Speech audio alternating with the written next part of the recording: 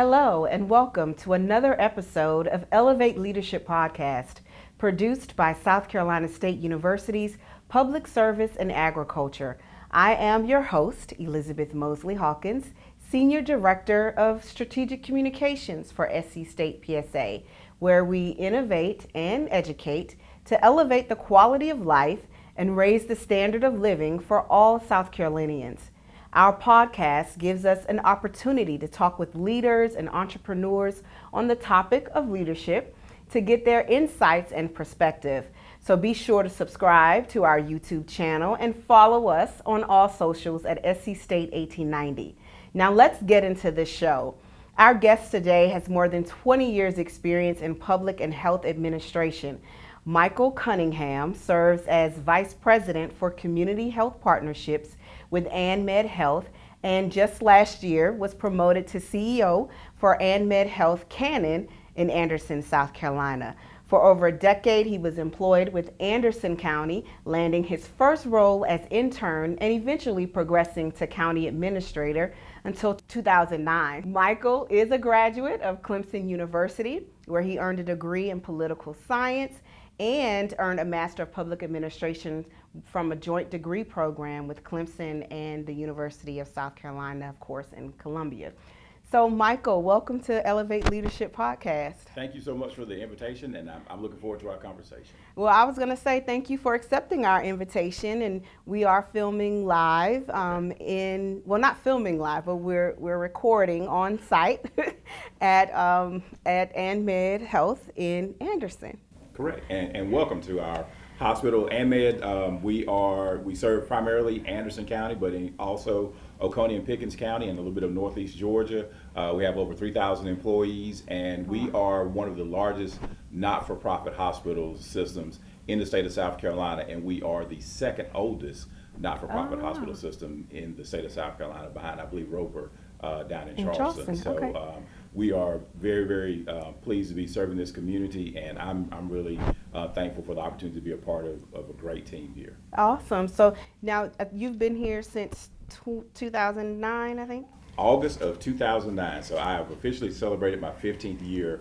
Congratulations. At AnMed. So how do you manage serving in those two capacities? Yeah. So I think there are, as Vice President of Community Health Partnerships, I get a great opportunity to work alongside the not-for-profits, the local governments, and other agencies outside the four walls of the hospital. We know that when people are here as patients, we can do everything to make sure they have access to proper medication, proper nutrition, all the physicians they need, but then they go home. And so once they go home, are there gaps? Are there barriers in their individual communities that get in the way of them continuing on their journey toward better health and wellness? And so what we want to do is make sure we are aware of those resources that are outside the four walls of the hospital. But also, if there are gaps, can we be great advocates as a hospital system for saying that, hey, here's some gaps that we see in the people that we're serving, and be a part of a community partnership around how do we fill those gaps? And it may be around things like transportation, maybe things around homelessness, it may be things around substance misuse that we're seeing that acutely impact us for the patients that we're seeing, but we know there are also issues out there in the broader community. So that's that role. As the CEO of our hospital in Pickens, we're a 55-bed hospital up there, and a lot of the things that we're doing here in Anderson, we're also doing there. So there's some similarities around identifying resources in that part of our service area, and how do we do a good job of connecting the patients that we see there to those resources, and also identifying those gaps. But also as CEO, then you kind of have the ultimate responsibility of how do you make sure that everything's operating the way it should inside that hospital system, inside that particular hospital, and working with a great team to make sure that we're caring for our patients the right way, and making sure that we are doing the things that we should to make sure they're good outcomes for people that see us every day. And we keep in mind that the people that come to see us typically are hurting and are afraid, and they didn't choose to need to use health care. And so we always want to make sure that we bring that particular idea to the back of our mind, and we bring that level of compassion to the people that we're working with. So having that heart for the people that you serve every day, having that heart for making sure that your community is providing the resources that it needs. Those things that there are things that intersect and cross really well at both places in both roles. Let's talk a little bit. You said that you all try to address the gaps that are in your community. How do you help facilitate that process as a leader and then make sure that the resources are there extended to those individuals that need it? A couple of things. One, we collect a ton of data here, as you can imagine. Now, if you were my supervisor, he loves to say data is the new money. Data, and I think there's probably some merit to that, right? Especially in what we do. But certainly we collect a ton of data here. Okay. And so then that's the first thing. The second thing is, how can we be better informed around that data that we're collecting? The people that we're seeing, if we're sending them home, are they coming back? How frequently are they coming back? What issues are causing them to come back? And as you actually take a deeper look at that data, and it starts to give you some ideas around, here's some of the things that we're seeing consistently impacting the people that we're caring for. And so then once you have that data, what you hope to be able to do is to say that now to those outside agencies, because it may be things that we don't impact. Okay. We don't do housing here, right? And we don't do transportation here. But if the data that we're collecting is saying that the lack of housing opportunities are certainly having an impact on people and their ability to get better or to continue to get better after they leave here, we want to make sure that the people that can make those decisions, that we're around the table to share in that conversation. So that's the other thing. So is collecting the data, making sure that we are able to share that in a meaningful way with the people who are making those policy decisions, and then being always willing to collaborate in a way that makes sense for everyone involved. There's some things we shouldn't lead on, but we certainly want to be around the table. Be a part of it. And be a part of. Okay. Absolutely. So sometimes they say data tells stories. So what's a positive story that your data points have kind of come up with? Yeah, I think things like focusing on nutrition and early intervention for chronic diseases. I think the data is showing us that if you do that and you're consistent in that, that the outcomes can really improve. And the other thing that I think is great that we're doing now is that for a long time we did a great job of collecting data, but now we're really focusing on making sure that we can race stratify a lot of that data as well, so that we are able to say that, for different groups, these outcomes are different, and maybe there are other interventions that are necessary in order to be successful. And I think our hospital system has done a tremendous job in making sure that that's also one of our focuses, and it is broad-based. It is not just one or two people. It's a lot of people involved, from registration all the way through to data analytics that understand that collecting this data and making sure that we are understanding what the data is telling us is how we want to be able to move forward. And then what are the advocacy points that we can make sure we share with our community as it relates to that? Okay. So you, I mentioned earlier that you started in public administration. Right. How did you transfer, or what skills did you transfer from that particular sector to health administration? Let's start with the how did I transfer first, Okay. because I think that's a pretty interesting story. Okay, right? cool. So in grad school, in my public administration program, they always joke, say, if you ever become a county administrator, you have to do simple math. and that simple math is that if you have 5 council members, at least 3 of them will have to want to keep you. And if you have 7, you need at least 4 that want to keep you. And so for me, I became the county administrator in November of 2008 here in Anderson. Okay. January of 2009, a new county council took over, and around March of 2009, my math didn't work out. So I would love to say that I had this great plan for transitioning from local government to healthcare, but no, it was not necessarily a great plan. It was my math just didn't work out, and so I ended up for the first time ever being unemployed in March of 2009. And I thankfully the CEO here at AnMed reached out to me, and he was just like, "Do you have some time to talk?" And I was like, "Did you read the paper this morning?" And he was like, "Yeah." I was like, "I have plenty of time to talk." But my initial plan was not to transition. I really, really loved local government because there is no one else to pass the buck to, right? The things that you address as a local government are things that are ultimately going to impact you, the people you live around, the people you see at the grocery store. Right. And you can't pass it down to anyone else to fix. So the federal government can pass things down to the state can pass things down to the local government. At the local level, you have to fix it. And the things, the solutions that you come up with are going to impact the people that you live around every day. And what I always wanted was to be able to help my community in some way. And so what you learn, because you may have limited resources in local government, you learn that partnerships are very, very important. Because there may be challenging policy environments. You learn that patience is very important. Because you may have a broad spectrum of stakeholders. You learn that communication and sharing of ideas and sharing of input is very, very important. Those are all things that I brought with me to healthcare. Okay. That all those things are really important. And then the bonus for me is that at the end of the day in local government, you can be pretty sure that the things you've done has had some impact on people. But at the end of the day here at the health system, I know for a fact that somewhere in the health system, we have touched a life in a very, very important and tangible way. And that gives me encouragement every single morning to get back up and come back to that, because I know that the things that we're doing every day are touching lives in a much more tangible and personal way than before. And that's what I really, really love about this. That's awesome. And no, I still see that your desire to want to help people, though it's not in local government, like you said, it's in healthcare administration.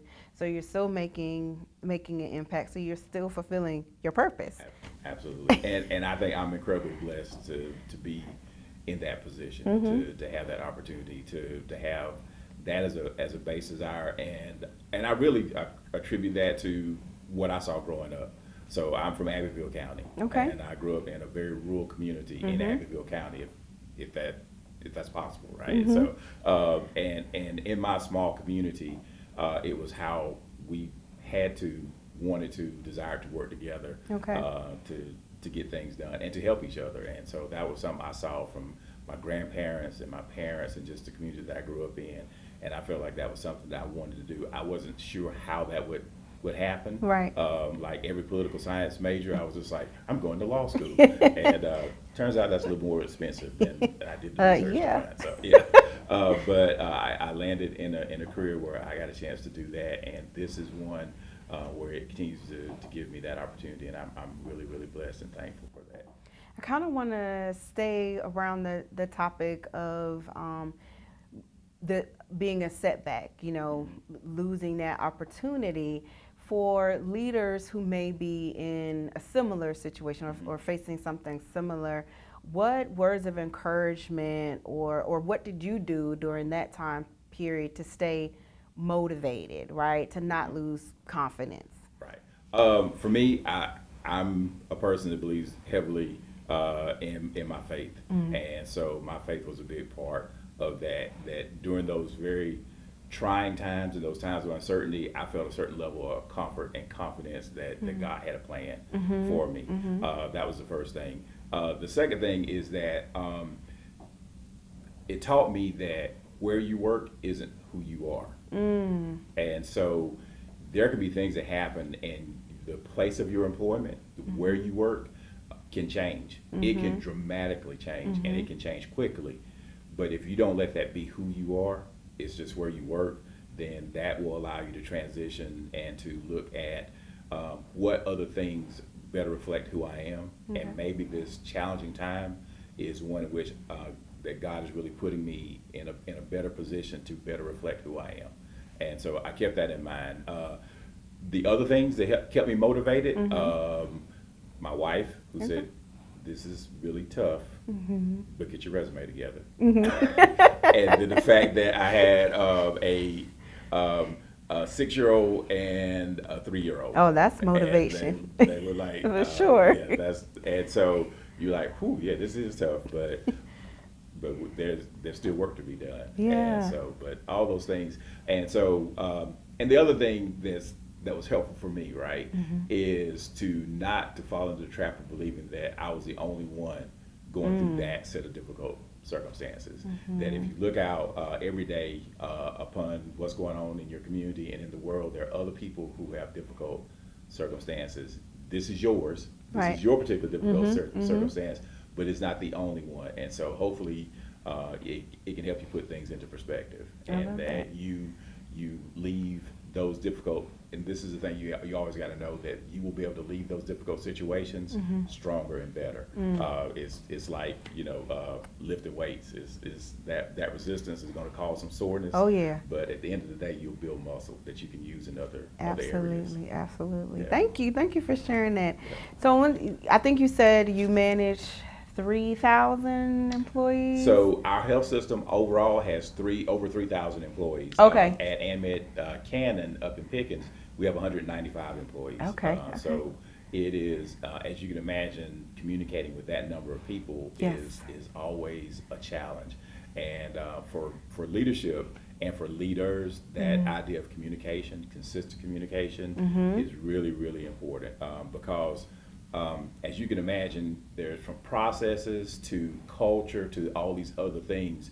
You want to be able to communicate consistently that here's where we are, Yes. this is where we're going, and this is how we're going to get there. And then re-encourage that, hey, this is our progress we're making toward where we want to go. And being able to share that with people on a consistent basis is something that every leader is going to need to do. And and sometimes the day-to-day operational things can seem like so overwhelming that you forget about, oh wait, I still need to communicate consistently around this vision and this goal that we're trying to accomplish. Okay. And then also taking a pause as a part of that communication to celebrate.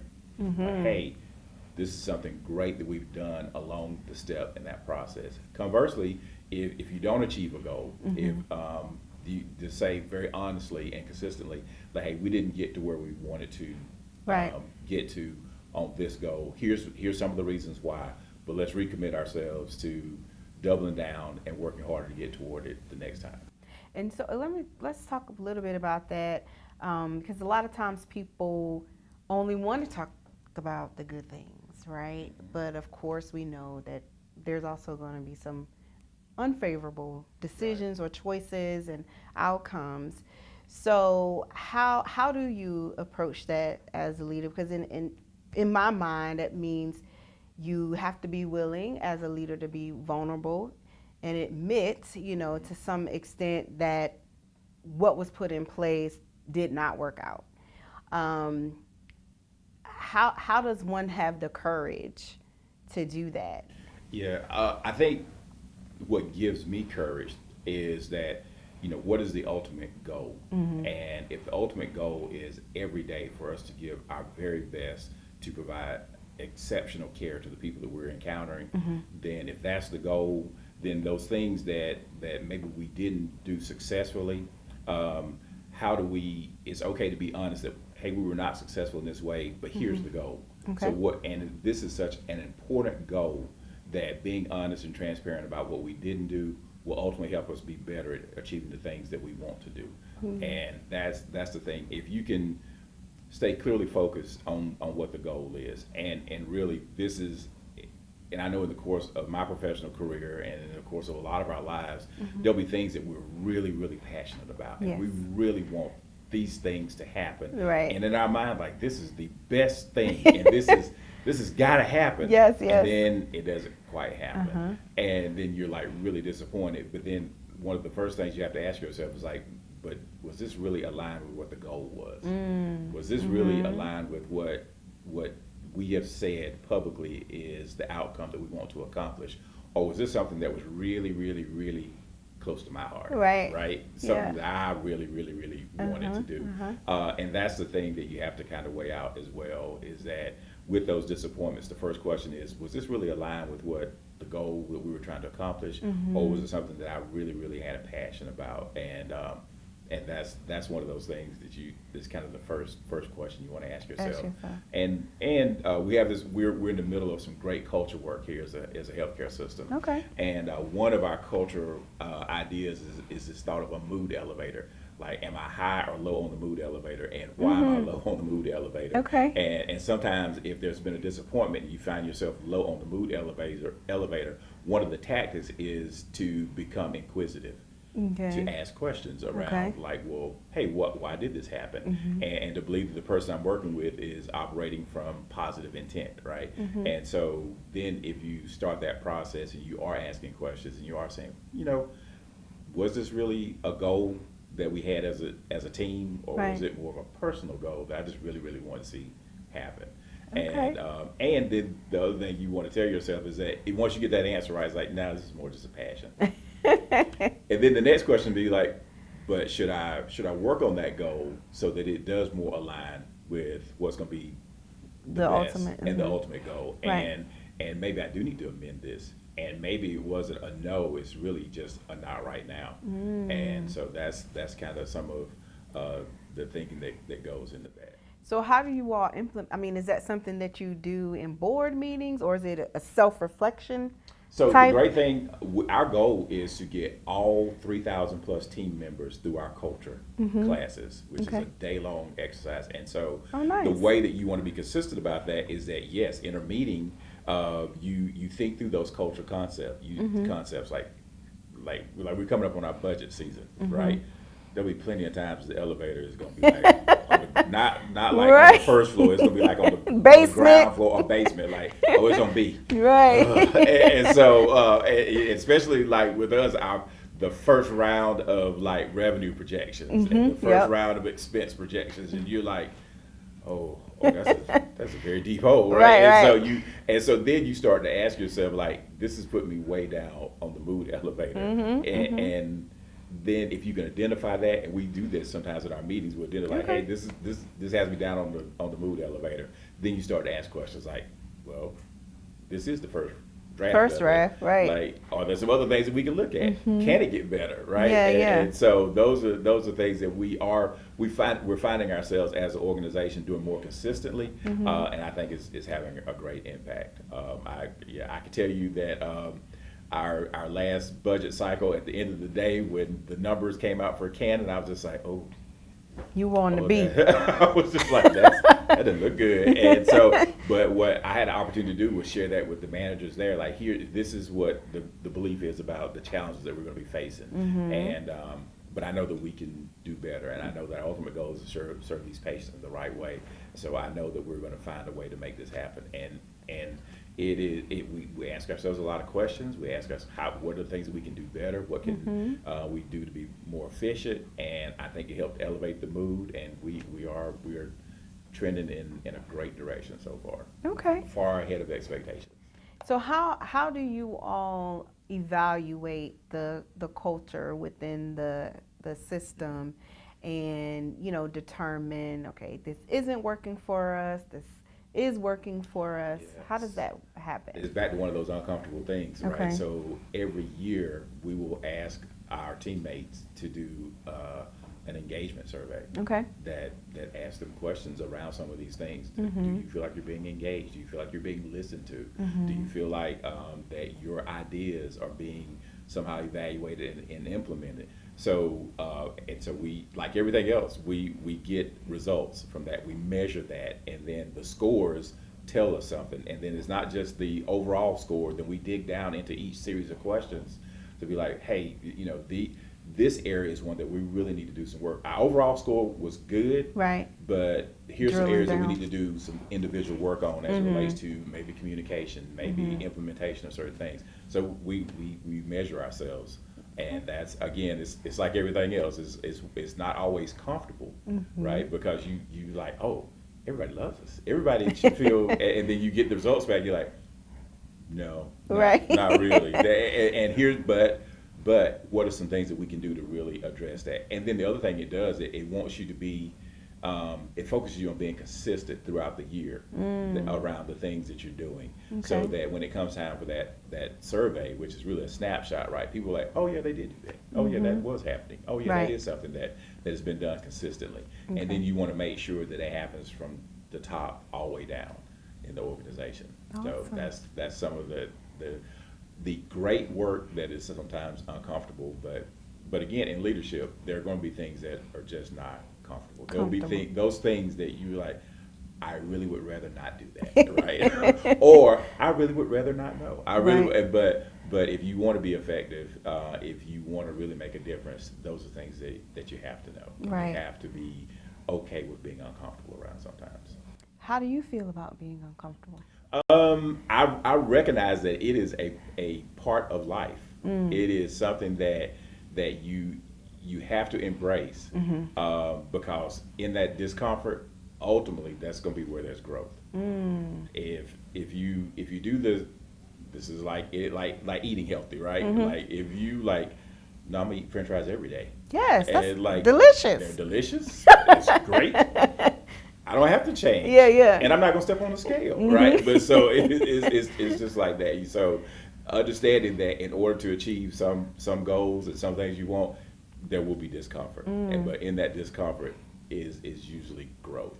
Is usually going to be it becomes a part of getting better. And so I'm Love okay that. with that. I'm okay with that because I've been in uncomfortable situations. Yeah. I've seen that, and my experience has been that has always led to a better and different opportunity.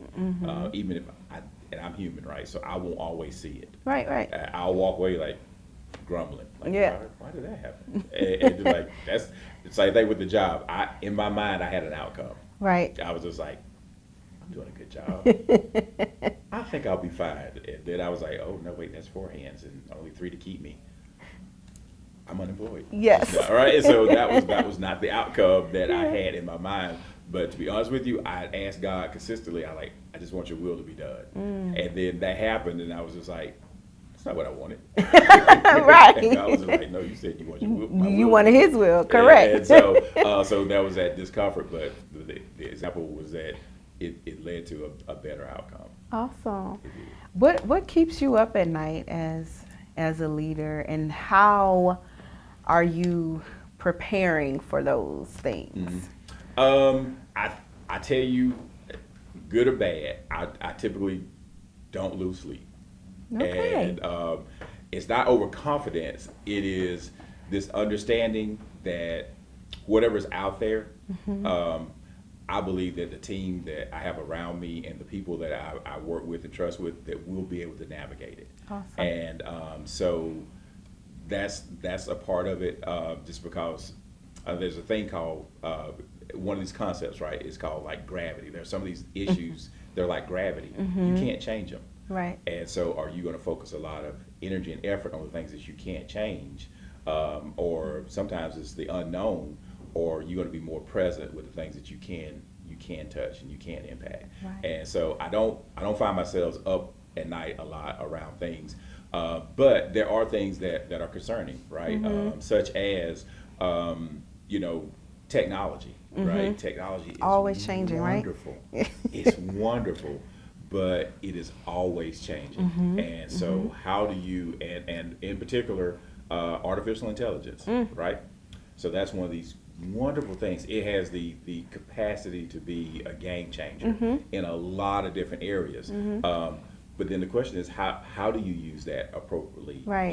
in healthcare? Yes. And yes. so, and with that AI and all that technology, is always those things that if you become very reliant on that technology, are you keeping the skill sets up that in case that technology suddenly goes away, that you can still do the things Still you need to operate. do, still Yeah. operate. So we had a glitch in a technology system that grounded airplanes all over the world Right. at one time, and it impacted all these other Yes. systems Yes. all at one time. And so the question for us in healthcare was like, we thankfully didn't have an impact from that. Okay. But what if it had? Right. And so are we able to go from what we use now, which is a lot of computers and a lot of touch screens, a lot of iPads, to, can you go back to paper?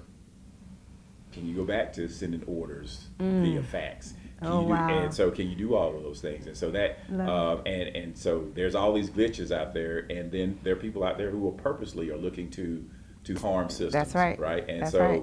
I think that's one of those things that I think if everyone in healthcare keeps that in the back of their mind, right? Is that how do you navigate if some of these great technological advances suddenly go away? and that you can't do things the way that we have done them so easily in the past 15 or 20 years. Yes. So that's one of those things. But again, I feel comfortable that the people around on this team would be willing to jump in there and say, listen, this is hard, and this is going to be challenging, but we can do it. And the reason I'm comfortable with that is because, 2019, we had never heard of COVID. Let's talk about that. Yes, So, let's talk yeah. about that. Yeah, that was a big challenge. That was a big challenge, right? It was something that no one. It's almost had like I forgot about it. Right. So back to my point, right? Eventually, whatever's challenging, whatever's hard, you're gonna look back on it and you be like, yeah, but we made it through that. And Yes, I'm yes. better now. I'm stronger now. I'm better informed now as a result of this thing that I went through. Mm-hmm. And so but COVID was one of those things, right?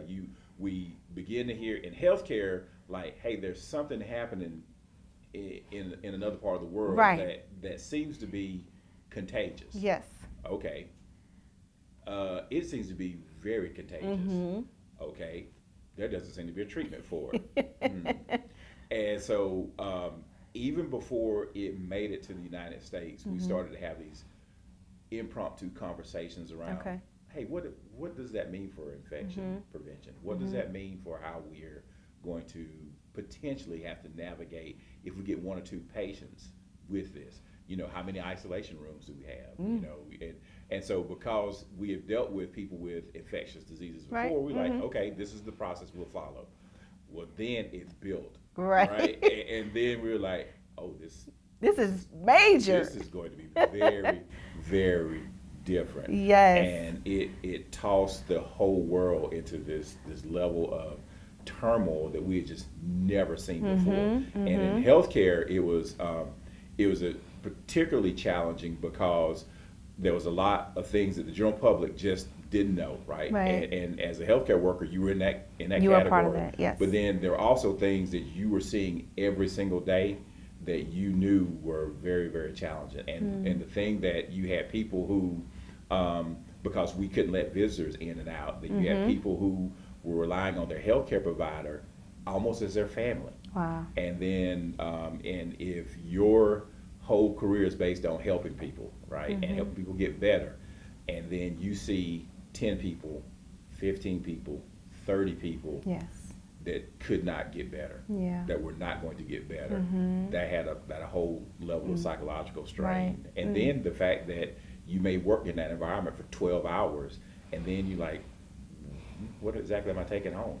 Yes. To your own family. To your own family. Right. Like, I got to set up my own little decontamination Yes. area outside of my home, before I go in. Yeah. And so it was an extremely challenging time.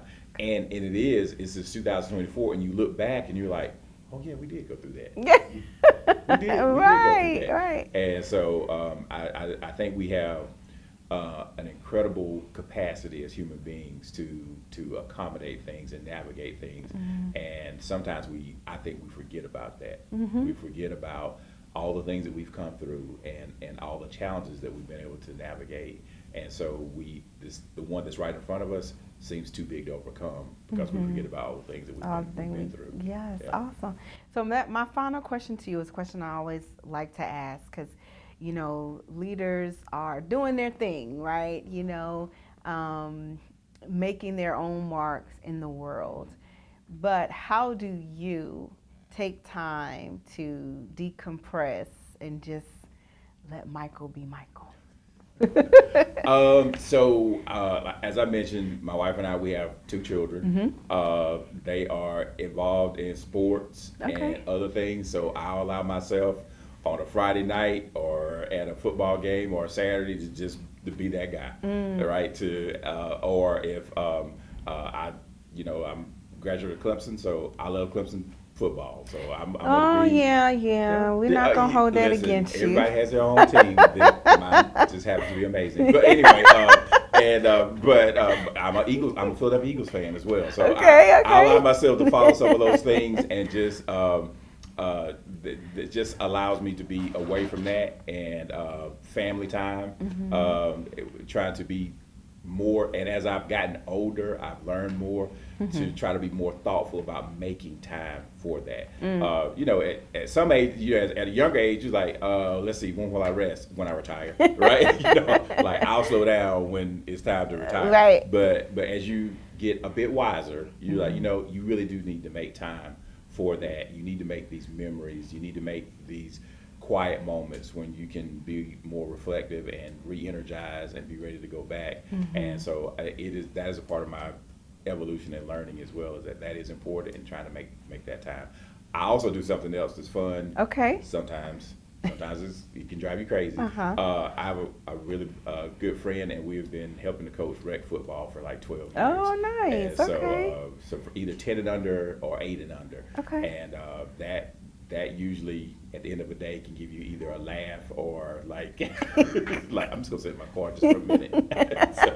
But it's something that's kind of a great. This is nothing like I do at work, and so it's that nice diversion. Oh, awesome.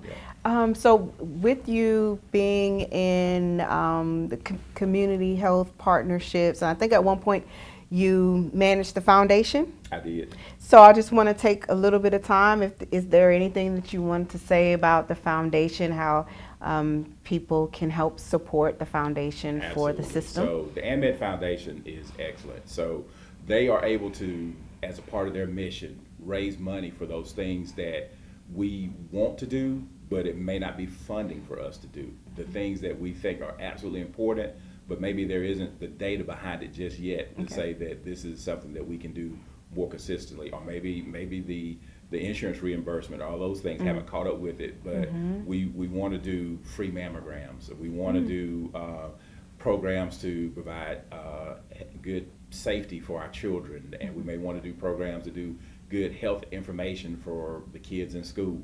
So those things may not be things that we are able to say, oh wow, yeah, this is definitely an ROI. But these are the things that we should be doing as a healthcare system. Our foundation makes all those things possible. And what they're also great about doing is that someone may come up with a bit of a wild idea, and they'll be able to go to the foundation like, here's my idea. And the foundation can be like, you know, hey, let's find a funding source for that. We have a great program here that provides wonderful services to the uninsured. It's called Access Health. And that is funded through our foundation, and longer term through the Duke Endowment, which is another great foundation. So those things that we do that are really a heart of an organization, the foundation can really be behind pushing and supporting that. So anyone who wants to help us as a health system go further and do more out in the community, that foundation is a great avenue for that. Awesome. Well, Michael, thank you so much for being on Elevate Leadership Podcast. Again, we appreciate you accepting our invitation to be on the show, and so grateful that the citizens of Anderson has AnMed to help take care of their healthcare needs, and that you are here in a position of compassion and a leader who is not afraid to face those difficult challenges. And thank you so much. Well, I appreciate the opportunity, and I look forward to hearing about some of the other people that you're going to be interviewing and learning from them as well. Awesome. Thank you so much. Thank you. Thank you. And I want to thank each of you, our viewers, for watching Elevate Leadership Podcast. Stay connected with us at SC State 1890 on YouTube and on all our socials. You can learn more about SC State Public Service and Agriculture by visiting us online at scsu.edu. And before we sign off, I want to personally invite you to our second annual SC State PSA Ag and Land Grant Celebration, which will take place on campus. We will have several series of events, from a farmers forum to our big showcase, which is going to be on Saturday, September 28th. And this is an opportunity for us to showcase and highlight all of the programs that we offer to the citizens of South Carolina. We're going to have horseback riding, a petting zoo, may even have a mechanical bull, and it also gives you the opportunity to cheer on the SC State Bulldogs. We'll be competing against North Carolina A&T Aggies. Game time is at 6 o'clock p.m., but the show time is from 1 to 4. So again, join us in Orangeburg, South Carolina, on the campus of SC State University for our second annual SC State PSA Ag and Land Grant celebration. Until next time. Thank you for watching today's show of Elevate Leadership Podcast. You can catch us all the time on any of our streaming platforms at SC State 1890.